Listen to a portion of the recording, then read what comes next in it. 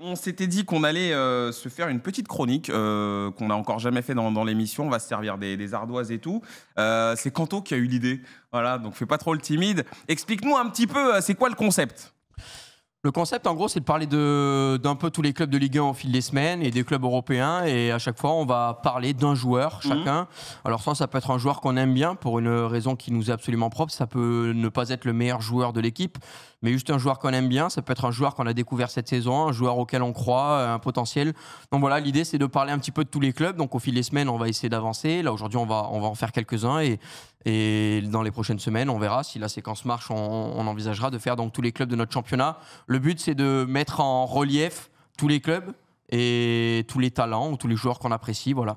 Donc c'est très simple. Et sur le chat, vous allez. Rigole, lui. On va vous poser la question également sur le chat à chaque fois. Si vous deviez sortir un club, par exemple, de Lens. Quel serait un joueur du club de Lens, quel serait ce joueur-là et pourquoi ? Est-ce que c'est parce que vous l'aimez bien ? Est-ce que c'est parce que pour vous c'est le meilleur joueur ? Est-ce que c'est le meilleur potentiel de l'équipe ? Voilà, c'est des raisons propres. Ok, c'est des raisons propres. Du coup, on va commencer, messieurs, à vos ardoises.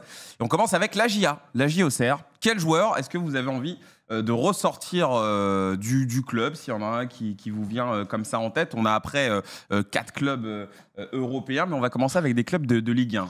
Du côté de la GIA. Beaucoup le même, non? Après, c'est vraiment... alors, comme Kanto l'a expliqué, c'est pas forcément une histoire de performance. Hein. Ça peut être un joueur qui... Je sais pas, tu vois, un joueur qui stabilise l'équipe, ou un joueur qui s'est rendu ultra important, ou un joueur qui t'a marqué, parce que... Non, c'est plutôt un joueur, là. Le joueur. Là, c'est plutôt les joueurs. Ça peut être tout et n'importe quoi, en fait. Donc, la GIA, qui est-ce qu'on va mettre? Je vois que Scipion, lui, il a déjà choisi. Mais j'avoue que c'est compliqué. Moi, j'hésite entre 4 ou 5 joueurs, mais... Moi, il y en a un, je peux pas... Faut voir... Après, on aura peut-être le même, tu vois. Normalement, la logique, c'est que tout le monde parle de Traoré, tu vois, c'est normal. Ouais. C'est normal. Mais moi, je parle de Traoré, mais j'expliquerai pourquoi je parle de Traoré. Moi, je vais faire... Danois, ok. 2 Danois et Bruce Traoré. Moi, Traoré, pourquoi? Parce qu'en fait, ce gars-là, je trouve qu'il est ultra rafraîchissant. Alors, c'est marrant parce qu'il est que prêté, hein, il va repartir, à moins que.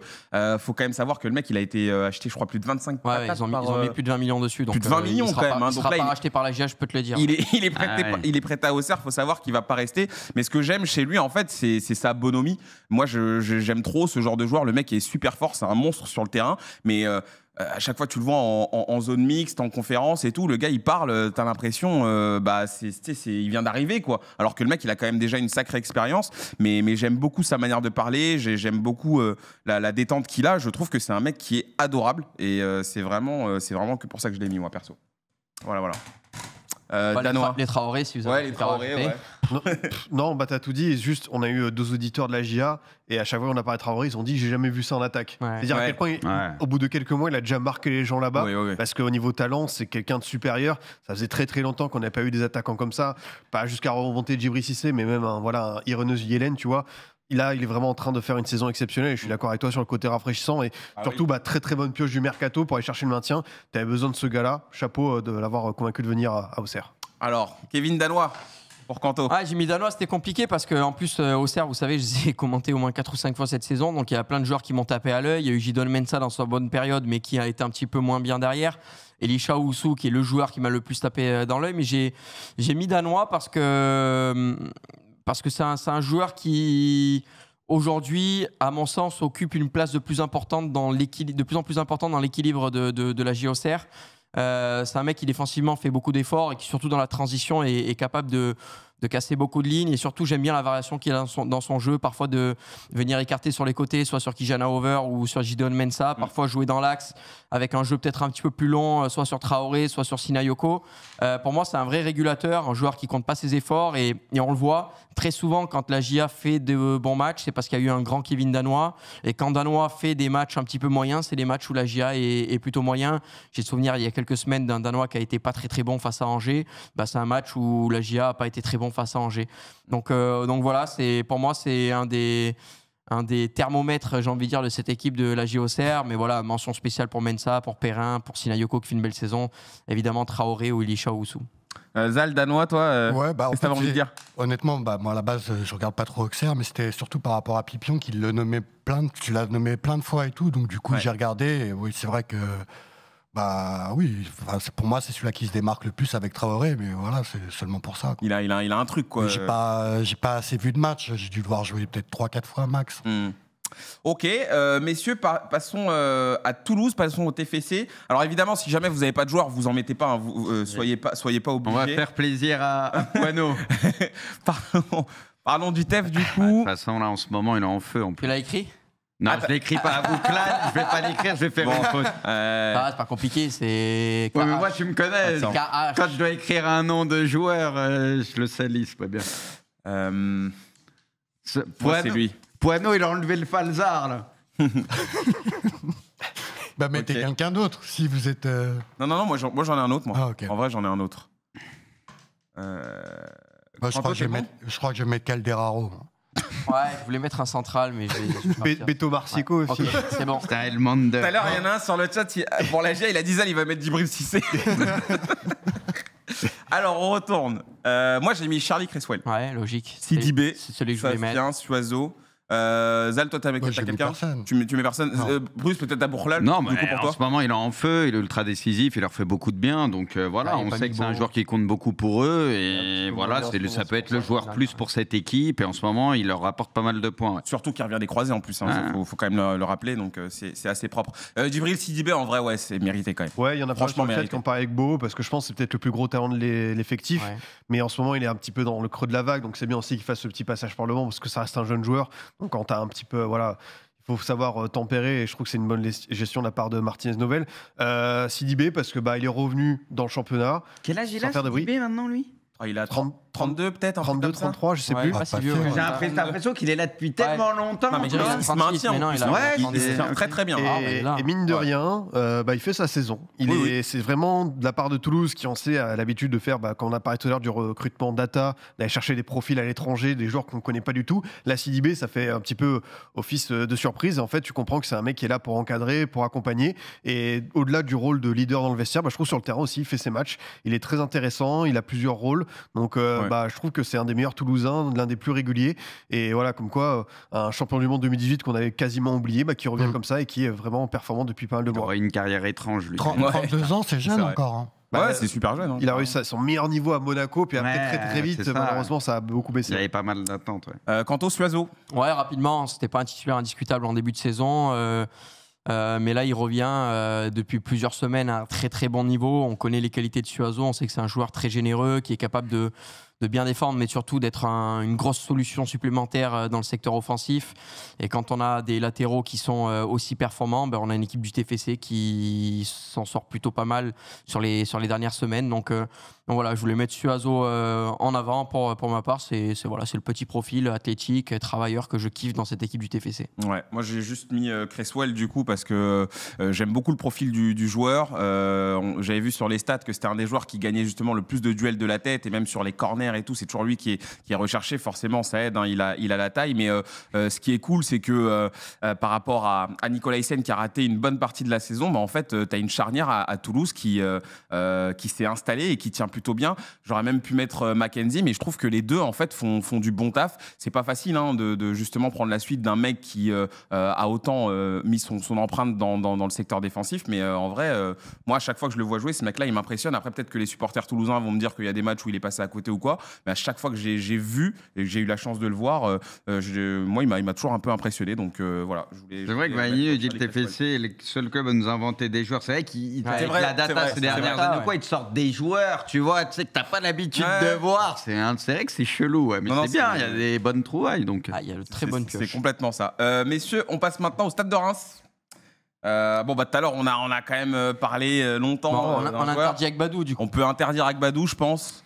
Kanto, il va mettre un japonais. Évidemment. Je pense que moi aussi. Ça dépend duquel. Ça sera Keito pour moi. Moi aussi. Clairement, Nakamura. Yevan Diouf, ok. Bruce. Moi, j'allais mettre pareil. Ok, Nakamura. Vous laissez parler. Pourquoi Nakamura Non, mais vous avez plus vu Reims que moi, je vous laisse parler. Okay, mais moi, je suis parti sur lui, je pense aussi. Ouais. Vas-y, Kanto. Nakamura, joueur percutant, joueur polyvalent. C'est un joueur qui en plus state pas mal depuis le début de saison. Il a marqué beaucoup de buts. Il est impliqué sur pas mal de buts de cette équipe de Reims. On le voit même dans les week-ends comme ce week-end où il rate pas mal d'occasions. Mais c'est un joueur qui est souvent placé et il a l'intelligence parfois de venir jouer tricoté, parfois de venir repiquer un peu dans l'axe, qui est aussi perturbant pour les marquages individuels et pour les entraîneurs de s'adapter face à ce profil de joueur.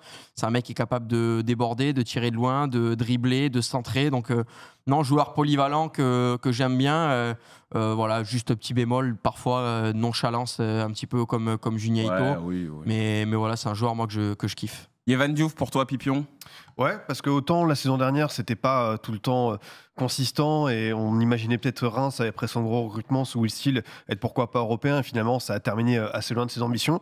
Mais là, cette saison, sans faire de bruit, il est revenu à un très très bon niveau, celui en fait quand il avait été lancé à la passe de Patrick Pence, je crois, quand il avait démarré en Ligue 1 il y a 2 ans. Et je trouve que c'est un des très très bons gardiens fiables, réguliers. Il sort les arrêts qu'il faut. Reims prend généralement peu de buts ces dernières années, mais là ça l'illustre bien avec Yvan Diouf qui est vraiment revenu à un très très bon niveau. En plus, il a dit qu'il voulait devenir gardien du Sénégal. On sait qu'il y a une succession à prendre avec Edouard Mendy, il y a peut-être encore Moridio, mais ça reste un gardien qui est assez jeune, je crois qu'il a 25 ans. Donc je lui vois un très très bel avenir et je pense que cette saison, ça va lui servir de belle rampe de lancement parce qu'honnêtement, il a un taux d'arrêt qui est assez satisfaisant. Non, mais je ne vais pas rajouter grand-chose par rapport à Kanto Nakamura, mais pourquoi Nakamura? Surtout par rapport à la saison dernière. Quand il est arrivé, ça a été très... Non mais, attends. Ah, il y a une évolution, c'est vrai. Attends, je t'explique.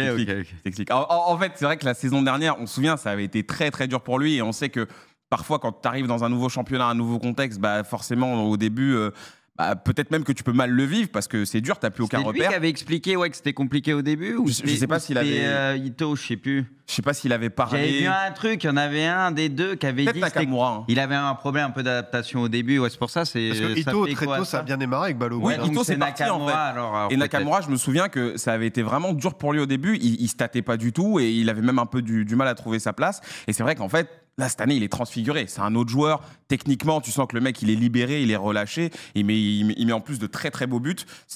Non, franchement, c'est la transformation, moi, que je veux souligner. Donc, moi j'avais une question, parce que Kanto, c'est lui l'expert sur le football de l'Asie. Non, c'est vrai. C'est vrai, pourquoi il rigole?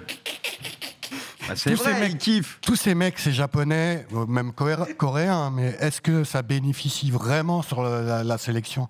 C'est des joueurs, ça, c'est des titulaires en sélection? En sélection, non, c'est pas des titulaires incontestables. Mais bon, après, on va dire que le vivier japonais aujourd'hui, t'en as qui jouent dans des très grands clubs en Europe. Et quand tu vois que même en sélection, t'as des mecs comme Maeda qui sont pas des titulaires indiscutables lors de tous les matchs. Mais il a du temps de jeu. Par rapport au championnat japonais, c'est des joueurs, en fait, ils se battent comme... Même Ito, Minamino et tout, ça joue quand même, non? Oui, mais ils jouent. Kubo. Il joue, mais voilà, t'as beaucoup de joueurs offensifs japonais de qualité. Pas titulaire indiscutable, donc c'est compliqué forcément. Eux jouent vraiment tous les matchs. Ils se basent sur quoi? Sur leurs japonais qui jouent en Europe ou ils ont aussi leur championnat qui est... Maintenant, à l'heure actuelle, t'as quasiment que des japonais qui jouent en Europe qui sont en sélection. T'as assez peu de joueurs japonais qui jouent dans le championnat national. Ok, messieurs, il reste un club en Ligue 1 et après on verra pour les clubs européens. Strasbourg. Strasbourg, il y a quand même du choix. Ah si, il y a un petit peu du choix. Du côté de Strasbourg, c'est vrai que la saison n'a pas été toute rose depuis le début. Tu vas mettre ton Nanasi? C'est quoi? Je me suis dit, il faut que je mette Nanasi, mais j'en ai un autre en vrai. Okay. J'en ai un autre. En vrai, j'ai un autre joueur. Et puis si je mets Nanasi, c'est trop facile. En vrai, c'est trop facile, mais il y en a un. Matsels. Ok. Pipion, vas-y, si t'as quelqu'un déjà. C'est Koumara. Je vais mettre c'est Koumara. Bon, c'est pas, évidemment, il fait pas un très bon début de saison, même s'il a pas eu un temps de jeu conséquent. Mais je pense qu'il peut faire bien mieux. Il a eu pas mal d'opportunités, notamment sur la période où Strasbourg allait pas bien. Là, t'as le retour des mégas, ça gagne contre le Havre. En fait, j'ai envie de lui dire, lâche pas l'affaire, parce que moi, j'ai vu ce joueur avoir beaucoup de talent à Bordeaux, partir à Southampton, c'est peut-être pas le bon timing en PL, il a besoin d'abord de performer en France. Mais ce joueur a un vrai truc, donc j'ai envie de dire, c'est cool, il y a le temps. On sait ce que tu vaux, donc voilà, il va le montrer au bout d'un moment, j'en suis sûr. Il avait marqué, je crois, au Parc des Princes, tout ça. Ce joueur a un vrai petit truc en plus. Je suis pas encore, je suis pas satisfait de ce qu'il a montré jusque-là, mais c'est plutôt, voilà, allez, lâche les chevaux parce que tu peux faire beaucoup mieux, quoi. Diarra aussi. Ouais, bah vas-y. Non, Habib Diarra, parce que ce mec, c'est incroyable. Le mec, il a même pas 20 ans. Et la 20 piges, ouais. Capitaine de Strasbourg. Le mec, sur le terrain, c'est vraiment, mais pour le coup, c'est le mec qui montre l'exemple, alors que le gars, il y a des... Enfin, je veux dire, il y a des gars... Bon, alors après, tu me diras, la moyenne d'âge à Strasbourg, c'est même pas plus de 22 ans. Mais ce que je veux dire, c'est quand même, ce mec-là, quand tu le vois sur le terrain, t'as l'impression qu'il en a 30, quoi. Le gars, il tire tout le monde. Je trouve qu'il se dépense, il s'économise jamais. Et j'ai l'impression que cette équipe-là, c'est marrant parce que ça a pas l'air d'être genre le joueur le plus fin techniquement. Ça a pas l'air d'être le mec au-dessus de la mêlée. Mais t'as quand même le sentiment que si ce mec-là, tu l'enlèves de ce Strasbourg, bah il va y avoir un déséquilibre total. Et d'ailleurs, je crois qu'il y a 1 ou 2 matchs qu'il a dû manquer. Et il me semble que ça s'est ressenti. Donc voilà, moi je voulais en placer une pour lui parce qu'il soit capitaine. Hein. Exactement. Il appartient au club. Ouais. Il est formé à Strasbourg en plus, je crois, hein, il me semble. Donc non, Habib Diarra, moi, il m'impressionne ce mec-là et voilà. Pas plus à dire. Bon, allez, messieurs, passons maintenant au club européen. Ça permet aussi cette séquence de faire un petit peu des awards en fait. Hein. Je pense que vous l'aurez deviné. On va parler de l'Atalanta. Alors là, c'est pour les chanceux qui ont pu les voir jouer. Atalanta, il y a pas mal de joueurs que tu peux sortir. Alors. Qu'est-ce qu'on va sortir ? Moi, j'en ai un que je choisis. Moi, j'avoue, j'avoue, j'ai personne. Voilà, tu en as plusieurs que tu peux dire. Ah, vas-y. Non, moi, je vais dire CDK. Alors, j'aurais pu dire d'autres joueurs. Tu peux pas le noter sur l'ardoise. Ouais, vas-y. Mais je vais dire de Catellar parce que forcément, passage à Milan compliqué. Et voilà, comme prévu, moi, je l'aurais redonné une année de plus. Et tu vois ce qu'il fait à l'Atalanta, même au-delà des stats et tout, c'est dans le jeu, tout ce qu'il fait, tu le sens, il est en confiance, il se régale dans cette équipe. Donc, beaucoup de regrets de ne pas l'avoir gardé à Milan, parce que par exemple, cette saison, si jamais il s'était acclimaté, tu vois, il aurait fait beaucoup de bien à ce Milan-là. Donc beaucoup de regrets. Mais ce qui est étonnant, c'est pourquoi il n'a pas marché à Milan. C'est ce qu'on expliquait dans les grands clubs et les moyens clubs. Du coup, tu peux plus te démarquer dans un club de second tiers. Enfin, Atalanta, c'est quand même pas second tiers, mais ça reste quand même un club en dessous de Juve et Milan. Pour moi, je pense que la logique, elle est là. C'est qu'il y a des mecs qui arriveront pas à éclore dans des top clubs de leur championnat, et dès que tu les mets un cran en dessous, tout de suite, ils sont libérés. C'est un système aussi à l'Atalanta. Oui, ça joue bien au ballon, il y a des vraies idées de jeu. Il est arrivé dans un contexte à Milan, forcément, tu arrives de Belgique, tu as plus de pression. Il n'est pas en full confiance. Une équipe qui jouait pas très bien au ballon. Donc voilà, il n'a pas de repères compliqués. Là, il va dans un club peut-être où il y a un peu moins de pression, mais qui a une vraie identité, ça joue grave bien au ballon, donc c'est fait pour lui. Lui, c'est un joueur de ballon, le mec. Oui, donc en fait, le mec, il n'était pas devenu nul juste en arrivant à Milan, quoi. Fallait attendre une année de plus, c'est tout. Pipion, c'est qui ton joueur ? C'est Lookman ou pas d'après toi? Non, Ederson. Forcément. Ederson, ouais. J'avais, Ederson, parce que ça fait partie des excellents milieux de terrain de Serie A qui bénéficient peut-être, comme pas mal de joueurs d'Atalanta, d'un système, d'un contexte qui est très favorable. Alors, si on enlève Ederson de Atalanta, est-ce que ça va devenir un joueur moyen ? Je ne sais pas, mais c'est un petit peu comme tout à l'heure Agbadou. Voilà, t'as envie de le voir plus haut dans un autre contexte. Ça parle de Manchester City pour lui. Dans son profil de milieu, qui est un gros travailleur, qui a un volume assez conséquent et qui même se projette de plus en plus cette saison, je trouve que Ederson à City, pour un prix raisonnable, même si prix raisonnable, on sait que ça peut aller au-delà de 50 millions d'euros, je pense qu'ils ont besoin de ce type de renfort pour apporter cette énergie-là. Et Ederson, à chaque fois que je le vois à Atalanta, j'ai en souvenir... Lui, il est prêt pour jouer n'importe où. Ouais, on est d'accord. En Serie A, ça fait un petit moment qu'il est vraiment dominant. Et voilà, la finale d'Europa League, il avait été monstrueux. En Ligue des Champions, en Serie A, on le voit partout. Donc Ederson, c'est... Ouais, là, je me dis que c'est le bon moment. Il a 25 ans. Le gros transfert, il est prêt pour ça. Intéressant. En vrai. Très intéressant. Messieurs, parlons du Barça, du coup. Le Barça. Voilà, pareil, on peut en mettre plusieurs. Pas simple, hein. C'est soit tu choisis l'évidence, soit tu pars sur autre chose. Moi, je l'ai. C'est original, tu prends Casado. Voilà, c'est ça. Moi, je l'ai. Il y en a un, je suis désolé. Tu vas aller sur Jules, Pipio. Va sur Jules, défends-le ton Jules. En ce moment, il est pas bien, je peux pas. Oui, mais en ce moment, au Barça, il y en a. Mais lui, en particulier, je trouve que ça va pas trop fort. Rafinha. Toi qui as lancé un débat d'1 heure, là, justement, dans la remote. Rafinha. Je vais mettre Lewandowski. Parce que j'en ai parlé la semaine dernière. C'est un joueur qui, voilà, on avait parlé déjà dans l'émission en remote depuis le match face au Paris Saint-Germain, a eu ce déclic énorme. Aujourd'hui, c'est un joueur qui, dans la percussion, dans la finition, est fabuleux. On n'a qu'à voir ses stats. C'est un des tout meilleurs au monde à l'heure actuelle. J'ai vu qu'il y avait des critiques parfois sur son implication dans le jeu du Barça, mais j'ai envie de te dire, peu importe à la limite. Quand tu vois le taux de réussite de ce garçon devant le but et et son apport en termes de buts au fil des matchs de cette saison. C'est un joueur incroyable, mais voilà, c'est un joueur incroyable aussi parce que derrière, il y a un collectif qui est bien huilé. Et voilà, moi, je me régale quand je vois ce Barça-là jouer, même si voilà, vous savez que de base, c'est pas l'équipe que je préfère, mais c'est vrai que là, force est de constater qu'on se régale quand on les voit. Donc voilà, on continue à les regarder. On va en parler avec Franek qui sera avec nous justement du Barça tout à l'heure. Baldé. Moi, je parle de Baldé parce que j'ai des petits doutes sur sa première partie de saison.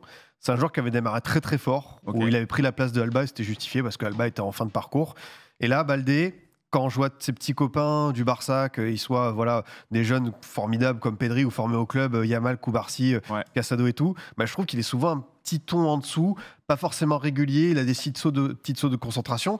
À son échelle, ça reste un jeune joueur, mais sur la deuxième partie de saison, il va devoir m'apporter un peu plus de garantie pour que je dise, toi, je peux compter sur toi pour être un titulaire indiscutable du Barça, parce que pour le moment, je suis pas totalement convaincu par... C'est coup-ci en fait. Ouais, exactement. Ouais. Sur un match, il peut vraiment crever l'écran, et le problème, ce qu'on attend d'un joueur d'un grand club, c'est que le match suivant, peut-être pas être aussi performant, mais être au moins, tu vois, un 7 sur 10, ça peut être un 4 sur 10. Et je trouve qu'il a vraiment des sautes de performance qui sont pas normales pour un joueur du Barça. Il est jeune encore. Ouais, il est jeune, bien sûr. C'est pour ça que je pondère. Mais j'ai bien envie de voir sur la deuxième partie de saison s'il peut gommer ça, quoi.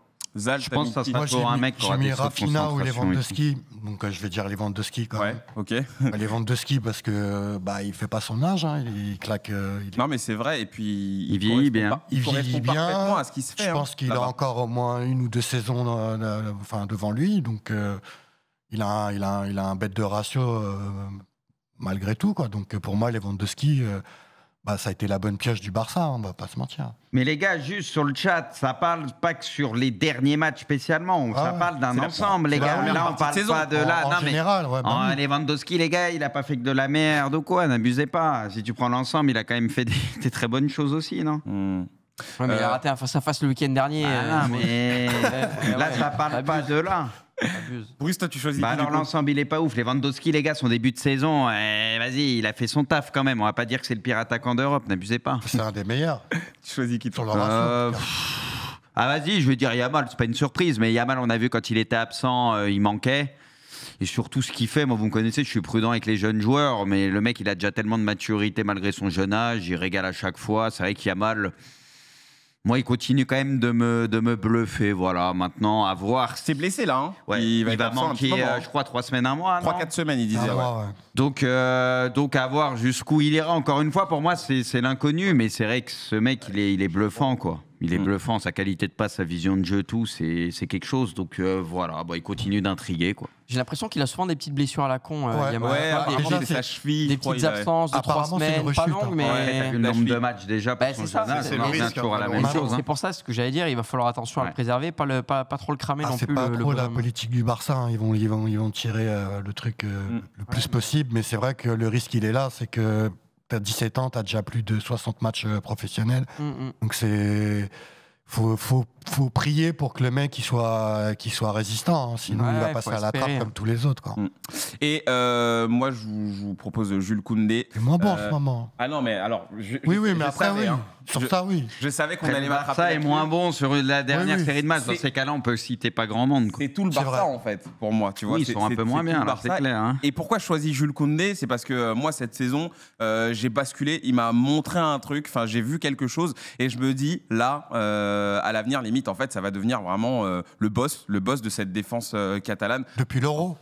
Ouais, depuis l'Euro. L'Euro. Mais moi, je juge surtout sur ce que j'ai vu là sur cette partie de saison avec le Barça. Et il m'a vraiment convaincu. Et je pense que ça va être un vrai leader, un vrai patron dans cette équipe-là. Un peu comme tu vois les Puyol, les Piqué, sans faire de mauvaises comparaisons. Mais je veux dire, je pense qu'il a le profil pour justement devenir une vraie référence. Avec le temps. Mais c'est pour ça que je mets toujours des guillemets. Là, pour l'instant, il est cantonné. Il est cantonné sur. Il est sur une bonne dynamique, à part peut-être là, je parle pas d'hier ou quoi, mais il a une série de matchs peut-être. Il est cantonné. Il est cantonné des mois, il a montré des bonnes choses. Après, en équipe de France, à mon avis, il aura. Il est au-delà de son plafond. Je pense qu'il aura un parcours à la Thuram, genre. latéral droit, et puis dès qu'il atteindra les 26, 28 ans, il pourra très bien être centré. Hein, ça, c'est pas impossible. Mais moi, je pense qu'il a montré la lumière cette saison. Voilà. Rien que ça. Et le meilleur est à venir. Voilà.